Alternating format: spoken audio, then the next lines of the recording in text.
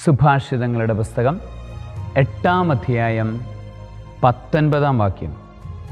എന്നിൽ നിന്നുള്ള ഫലം സ്വർണത്തേക്കാൾ തങ്കത്തേക്കാൾ പോലും ശ്രേഷ്ഠമത്രേ. എൻ്റെ ഉൽപ്പന്നം വിശിഷ്ടമായ വെള്ളിയേക്കാളും. എന്നിൽ നിന്നുള്ള ഫലം സ്വർണത്തേക്കാൾ തങ്കത്തേക്കാൾ പോലും ശ്രേഷ്ഠമത്രേ. എൻ്റെ ഉൽപ്പന്നം വിശിഷ്ടമായ വെള്ളിയേക്കാളും.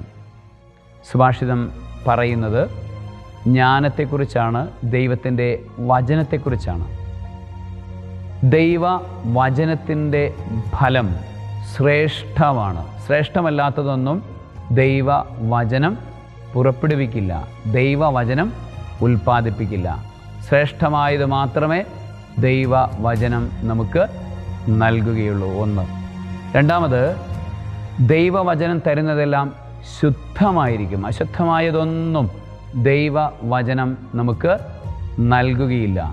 അത് സ്വർണം പോലെ ശുദ്ധമായിരിക്കും, സ്വർണത്തെക്കാളുപരി തങ്കം പോലെ ശുദ്ധമായിരിക്കും, അതുപോലെ തന്നെ വെള്ളി പോലെ അത് ശുദ്ധമായിരിക്കും. ശുദ്ധലോഹങ്ങളാണ് ദൈവവചനത്തിൽ നമ്മൾ കാണുന്നത്. പ്രിയപ്പെട്ട സഹോദരങ്ങളെ, ഈ ദൈവവചനത്തിൻ്റെ ശ്രേഷ്ഠത നമ്മൾ കണ്ടെത്താനായിട്ട് നിരന്തരം ദൈവവചനത്തെ ആഴങ്ങളിലേക്ക് പോകണം.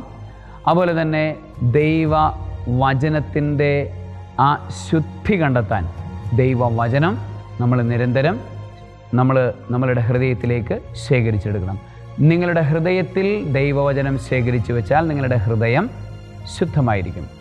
നിങ്ങളുടെ ബുദ്ധിയിൽ ദൈവവചനം ശേഖരിച്ചു വെച്ചാൽ നിങ്ങളുടെ ബുദ്ധി നിങ്ങളോട് ശുദ്ധമായതേ പറഞ്ഞു തരത്തുള്ളൂ. നിങ്ങളുടെ വിചാരങ്ങൾ ശുദ്ധമായിരിക്കും.